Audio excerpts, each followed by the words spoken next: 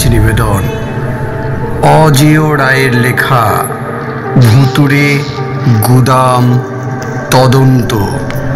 শুরু হচ্ছে আজকের গল্প ভুতুড়ে গুদাম তদন্ত।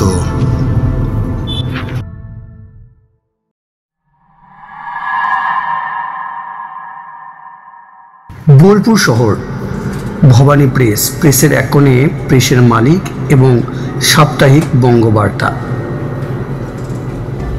সংবাদপত্রের সম্পাদকের পার্টিশন ঘেরা ছোট্ট কুঠুরি। এক বিকেলে রিপোর্টার দীপক রায় সম্পাদক শ্রী কুঞ্জবিহারী মাইতির কামরায় ঢুকে সম্পাদকের মুখোমুখি চেয়ারে বসে বলল, হঠাৎ তলব কেন? টেবিলে ঝুঁকে শ্যামবর্ণ মধ্যবয়সী কুঞ্জবিহারী তখন একটা লেখা পড়ছিলেন। গোল গোল চোখে দীপককে এক প্রস্ত দেখে নিয়ে সম্পাদক গম্ভীরভাবে বললেন, বীরভূমের ভুতুড়ে বাড়ি নিয়ে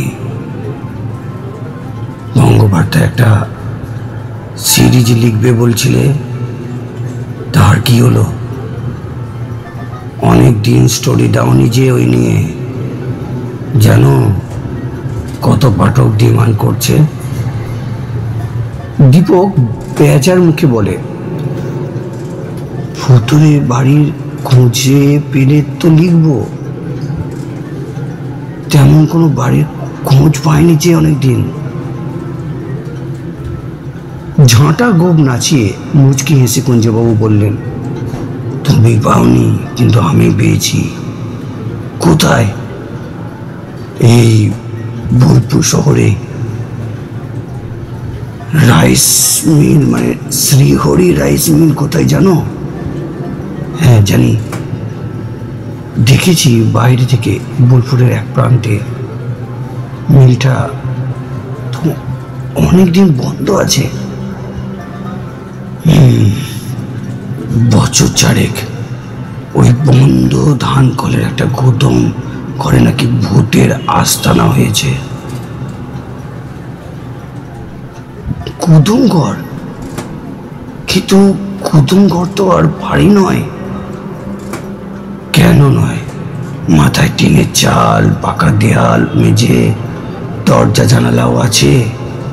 আমাদের গরিব দেশে কত লোক পড়তে যাবে এমন একটা আশ্রয় জুটলে ওটাকে বাড়ি বললে কেউ আপত্তি করবে না।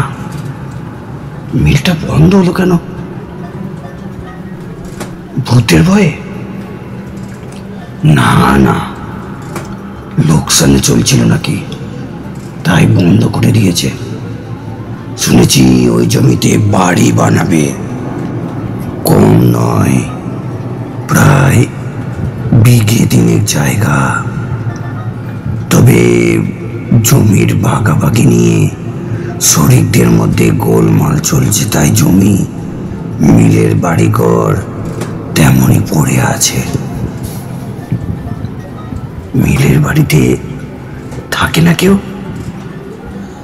থাকে, 2-3 জন পুরনো কর্মচারী এখনো থাকে, একজন দারোয়ান আছে, আর মস্ত গুদম ঘরটার মিলের গাদা জিনিসপত্র, যন্ত্রপাতি রাখা আছে। ওই গুদমেই বুঝি ভূত থাকে। সত্যি?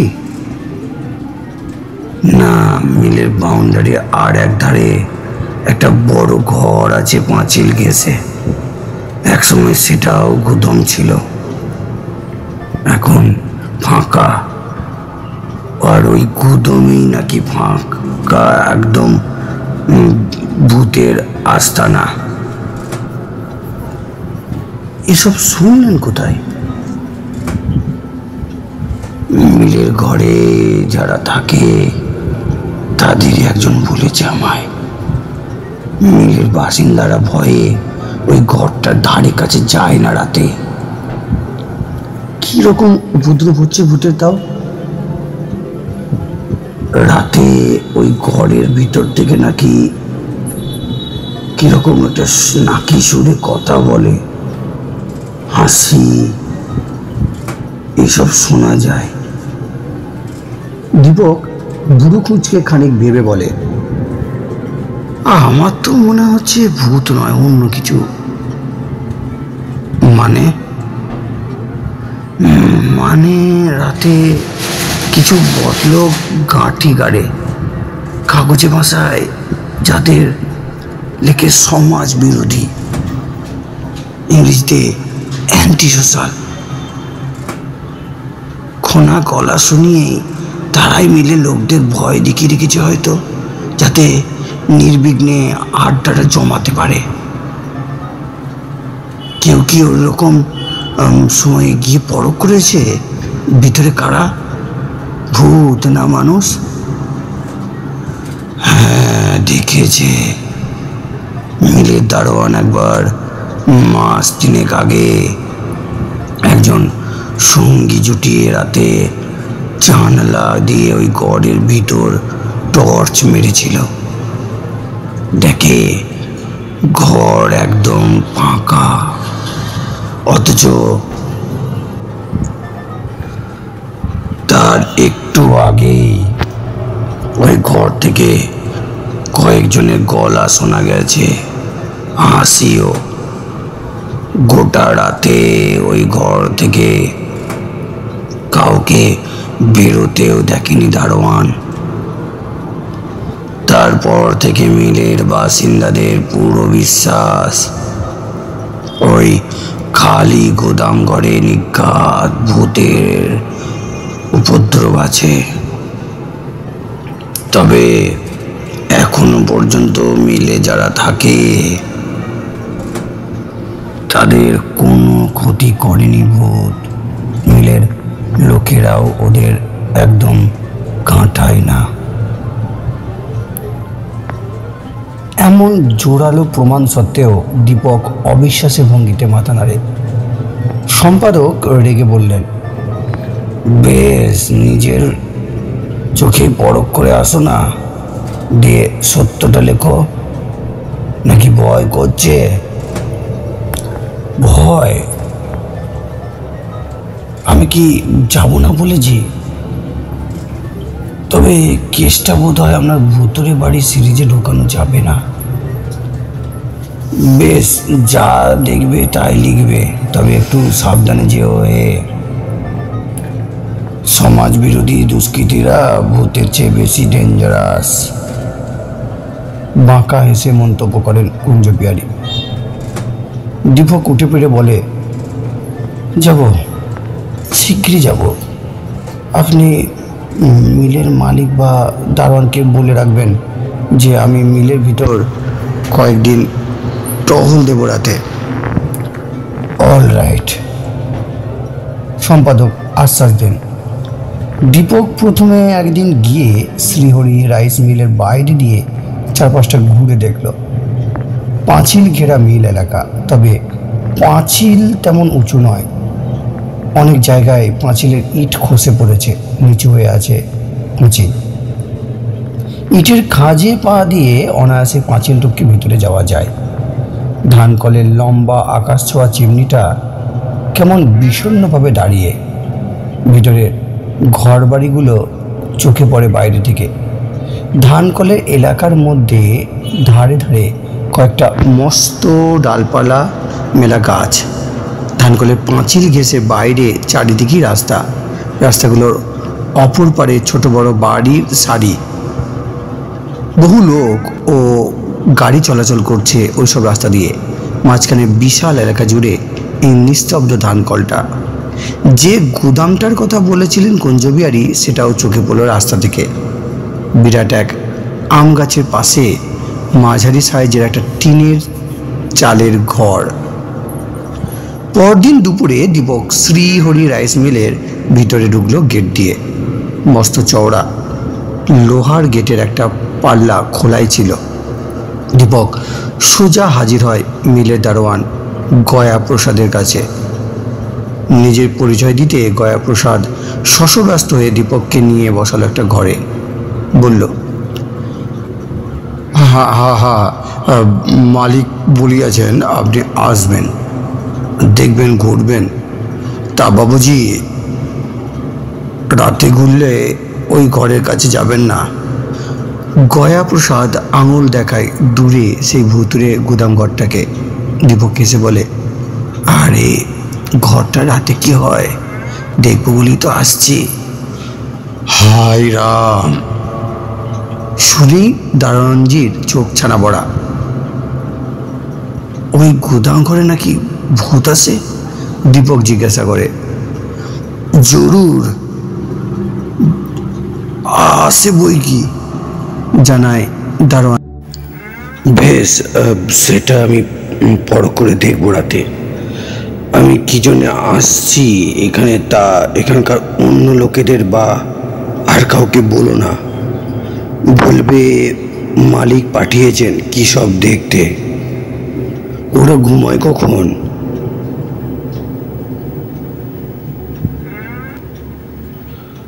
তো রাত 9টার ভেতর সব ঘুষে যায় আপনার কামরায়। দিনভর বাইরে অন্য কাম করে, রোজগারের ধান্দায় সন্ধ্যায় ফেরে। গেট বন্ধ করো কটায়? এই রাত 8, সাড়ে 8টে। ঠিক আছে, আমি রাত 8টার আগে চলে আসবো। ওই তোমার ঘরে অপেক্ষা করব। অন্য সবাই শুয়ে পড়লে তখন বেরোবো চক্কর দিতে, দেখি তোমাদের কেমন ভূত। দারোয়ান হাত জোর করে বলল, বাবুজি এ কাম করবেন না, বহুত মুশকিল হতে পারে। তুমি ঘাবড়িও না, আমি ভূত প্রেত নিয়ে অনেক কারবার করেছি। আমি মন্তর জানি, ভূত আমার কিচ্ছু করতে পারবে না। ভরসা দেয় দীপক। হতাশভাবে ঘাড় নাড়ে দারোয়ানজি। দারোয়ানকে সঙ্গে নিয়ে তখনই গোটা মিল একবার ঘুরে দেখে নেয় দীপক। তখন গরমকাল। মিল এলাকার মাঝামাঝি জায়গায় ঘাট বাঁধানো এক পুকুরে কয়েকজন স্নান করছিল। গয়াপ্রসাদ জানায় যে এরা বাইরের লোক, রোজ এই পুকুরে চান করতে আসে। কেউ আসে পাঁচিল ডিঙিয়ে, কেউ বা মেন গেট দিয়ে। একধারে মিলের ছাই জমে জমে বিরাট এক ঢিপি। মিলের ঘরবাড়ি, বড় গুদামের সামনেটা আর ধান শুকোনোর জন্য প্রশস্ত সিমেন্ট বাঁধানো চত্বর মোটামুটি পরিষ্কার রাখা আছে। তবে বাকি অংশে ঘাস ও আগাছা জন্মে প্রচুর একটা স্তূপ তৈরি হয়েছে। দূরে পাঁচিলের গায়ে সেই পরিত্যক্ত ভুতুরে গুদাম ঘরটাও একবার ঢুকে দেখে নেয় দীপক। গুদাম ঘরটা দরজা আছে, টিনের পাল্লা ভেজানো। পাল্লাটা টানতেই ক্যাঁচ যন্ত্রণাময় আওয়াজ করে পাল্লা খুলে আধাআধি সেই ফাঁকা ঘর দিয়ে ঢোকে দীপক। তবে গয়াপ্রসাদ ঢোকে না ঘরে। গুদামটা একদম খালি। নানা জায়গায় পাকা মেঝের চটা উঠে গেছে, দেওয়ালের পলেস্তারা খসে পড়েছে। ঘরের ভিতর মেঝে থেকে হাত দুই ওপর দিয়ে দুদিকে দেওয়ালে সিমেন্টের চওড়া টানা তাক। দুটো লম্বাটে প্রায় ছাদ সমান উঁচু সিমেন্টের চওড়া থাক থাক তাকও রয়েছে, যেন পাল্লাবিহীন আলমারি। এসব তাক একদা মাল রাখার জন্য তৈরি হয়েছিল বোঝা যায়। পুরো ধুলো জমেছে মেঝেতে ও তাকগুলোয়। একটা ছোট জানলা আছে ঘরে, তার পাল্লা নেই, তবে মরচে পড়া মোটা মোটা লোহার শিকগুলো আজও অটুট। শিকের ফাঁক দিয়ে বিড়াল, পাখি ইত্যাদিরা যে ঘরে ঢুকতে পারলেও বড়সড় মানুষ গলতে পারবে না। দীপক নজর করে যে ঘরের এক কোণে মেঝেতে কয়েকটা দগ্ধ মোমবাতির অবশিষ্ট পড়ে রয়েছে। ঘরের কাছে আম গাছটায় কচি আম ধরেছে প্রচুর। আধ ঘন্টা ঘুরে দেখে নিল। মিল থেকে বেরিয়ে যায় দীপক। তারপর ওই সময় দারোয়ানজি ছাড়া মিলের বাসিন্দারা আর কেউ ছিল না এলাকায়। দীপক আবার ফেরে মিলে রাত 8টার কিছু আগে। সোজা গিয়ে ঢোকে দারোয়ানজির কুঠুরিতে। 3জন বয়স্ক ব্যক্তি ঘরগুলোর সামনে বারান্দায় বসে গল্প গুজব করছিল। তখন তারা কৌতূহলী চোখে দেখল দীপককে, তবে কথা বলার চেষ্টা করে না। দীপক যে আসবে দারোয়ানজি তাদের সে খবর দিয়ে রেখেছে বোঝা যায়। সৌভাগ্যের বিষয় মিল বন্ধ হলেও ওখানে বৈদ্যুতিক আলোর ব্যবস্থা নষ্ট হয়নি। দারোয়ানজির ঘরে এবং আর যে দুটি ঘরে লোকেরা বাস করে সেখানে ইলেকট্রিক বাল্ব জ্বলে। বড় গোদামটা অন্ধকার, তবে ঘরগুলোর সামনে চত্বরে লম্বা পোস্টের মাথায় একটা টিউব লাইট জ্বলে সারা রাত। মিল এলাকায় পাঁচিল অবধি সেই আলো আবছা হলেও পৌঁছায় খানিক, তবে বড় গাছগুলোর তলায় ছায়া ঢাকা অন্ধকার। রাত 9টা নাগাদ অন্য দুই ঘরের দরজা বন্ধ হয়ে যেতে দীপক বাইরে বেরোয় ভুতুরে গোদাম তদন্তে। দারোয়ান অল্প কিছুটা দীপকের সঙ্গে এসে থেমে যায়। রাম রাম রাম রাম রাম রাম রাম। পিছনে গয়া প্রসাদের প্রার্থনা কানে আসে দীপকের।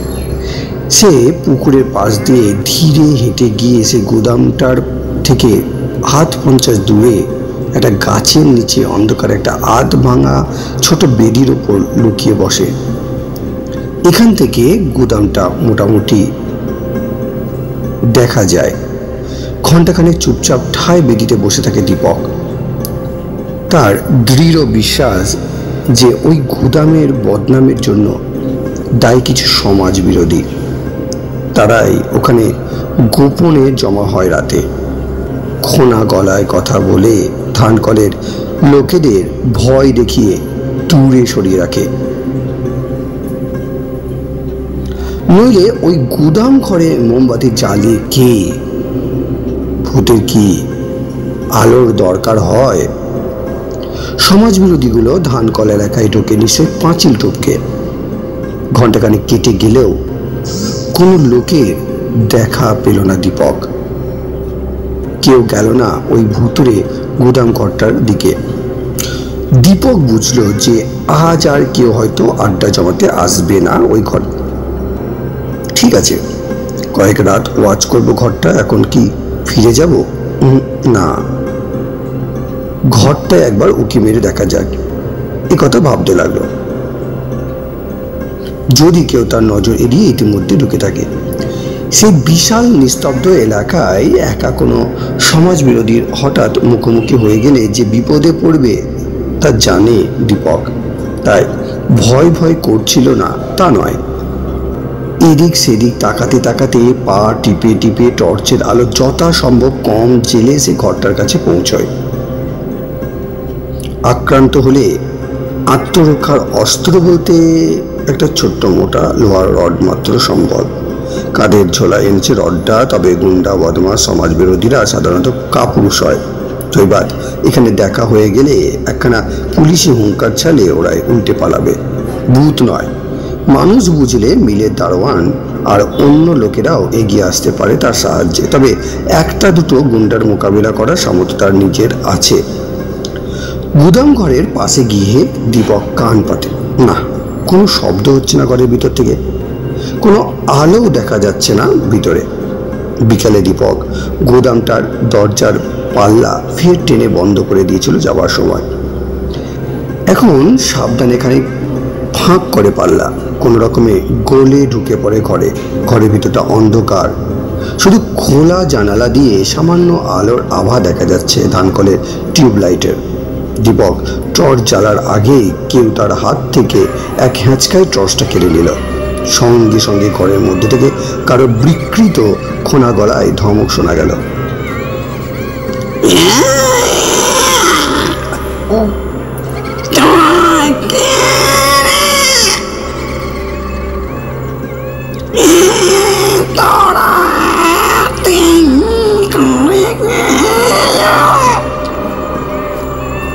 দীপক তৎক্ষণাৎ ভয়ে কাঠ। ওই কণ্ঠস্বর যে অমানসিক তার বুঝতে অসুবিধা হয় না। এই ঘর অন্ধকারে তার টর্চ যে দেখতে পায়, কেড়ে নিতে পারে, তা মানুষের পক্ষে অসম্ভব। দীপক বুঝতে পারে যে সে ভূতের খপ্পরেই পড়েছে। তার গা বেয়ে হিম শীতল ভয়ের স্রোত বয়ে যায়। বহু ভুতুরে বাড়িতে সে রাত কাটিয়েছে। নেহাত সেই অভিজ্ঞতার জেরেই সে নিজেকে সামলে নেয় কোনো মতে। অন্য কেউ হলে হয়তো তখনই জ্ঞান হারাতো। জবাব দে! ফের ধমক। দীপক কাঁপা গলায় উত্তর দেয়, আগে আমি একজন রিপোর্টার, মানে সাংবাদিক। এই ঘরটায় রাতে তেনারা আসেন শুনলাম, ভাবলাম আপনাদের একটা ইন্টারভিউ নিয়ে ছাপাবো আমার কাগজে। এছাড়া আমার আর কোনো মতলব নেই। শেষ হলো আজকের দ্বিতীয় পর্ব। ধন্যবাদ।